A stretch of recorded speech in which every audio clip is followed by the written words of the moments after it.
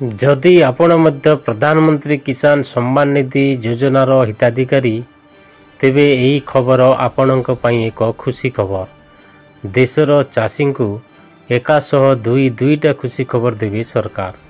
19तम किस्ती सह आसीबो 3000 टंका। जानतु कहीं भिडियोटी को शेष पर्यंत देखंतु। आउ भल लगिले आम चैनल को लाइक और सब्सक्राइब करनियंतु। कारण 19तम किस्ती सहित देशर कोटी कोटी कृषक 2 गुण सुख पाइबे। 60 वर्ष बयस पूरण करथिबा चाषीक अकाउंट रे 19तम किस्ती सहित मानधन योजनार 3000 टंका देवाकू योजना करुछंती केंद्र सरकार। जदि यह सत हुए तेबे समुदाय 5000 टंका योग्य कृषक अकाउंट रे जमा हेबो। केवल गत मासरे कृषक मानक पई 18तम किस्ती रिलीज करा जाइथिला, जेउथिरे केवल 9.4 कोटी कृषक एही योजना रे लाभ पाइथिले। प्रधानमंत्री किसान सम्मान निधिर 18तम किस्ती सेप्टेम्बर मासरे महाराष्ट्र गस्त समय प्रधानमंत्री मोदी द्वारा योग्य कृषकों अकाउंट रे क्रेडिट होइथिला। किंतु वर्तमान 19तम किस्तीर हिताधिकार तालिका प्रस्तुत करने को जाइछि।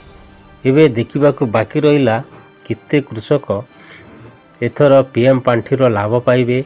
कारण 18तम किस्ती समय 9.4 कोटी चाषी को एही योजनार लाभ दिया जाइथिला। एही योजना रे प्राय 12 कोटी कृषक वर्तमान पंजीकृत करिसंती।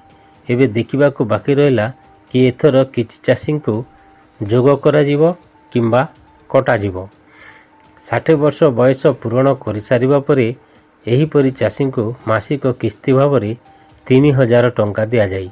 एथर 19तम किस्ती गत जानुआरी आसीबो बोली आशा करा जाउछि। सूत्ररू प्रकाश जी 19 किस्ती सहित मानधन योजनार 3000 टंका किस्ती मध्य दियाजिबो। अर्थात योग्य कृषकों अकाउंट रे 5000 टंका जमा हेबो। एहीपरि योग्य कृषक माने 2 गुण सुख पाइबे। कहा जाउछि जे सरकार जानुआरी मध्यभाग कृषकों अकाउंट को 19तम किस्ती पठाइबाकू प्रस्तुत हेउछंती। एमाने सेही समान कृषक जो माने मानधन योजना अधीन रे विनियोग करिसंती।